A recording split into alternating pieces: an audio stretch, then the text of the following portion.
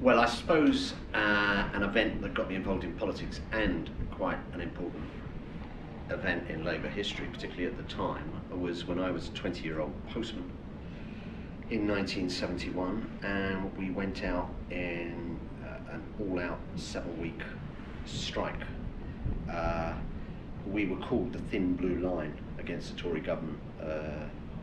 Heath had a public sector pay policy at the time, and the dispute was about pay, and it was about getting rid of these dreadful things called incremental scales, where you got paid a bit more every year according to your age, and you got your maximum pay when you're about 25 if you're a postman, 35 if you're a telephonist, and even later, early 40s, if you were a clerical officer in the post office. So, you know, I was 20 years of age, I was giving tuition to new entrants who were 30, who went straight on to maximum pay. I had to wait another 5 years. I mean, it was ludicrous. So, good stuff, led by Tom Jackson, who was our General Secretary, big handlebar moustache, better known than most cabinet ministers, you know, because that was the glam rock era of the trade union movement in the 70s.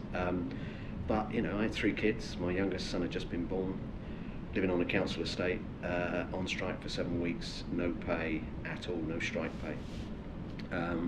So it was difficult. And when we went on the marches and rallies to London, as I did every week, because I was in Slough, which was just up the road, we would be assuaged by all these student politicians, you know, international socialists, people selling us copies of Red Mole, all of them nice posh middle class kids who were seeking to ensure, you know, we turn this into a revolution. They're probably most of them are permanent secretaries in here now, doing things running the world.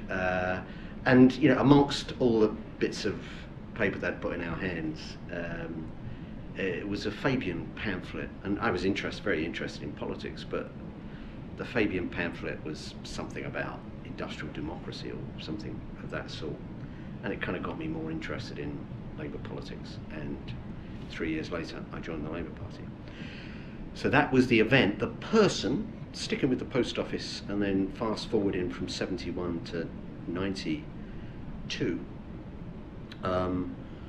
I was by now General Secretary of the Communication Workers Union, and that strike probably started me on the way through the union ranks.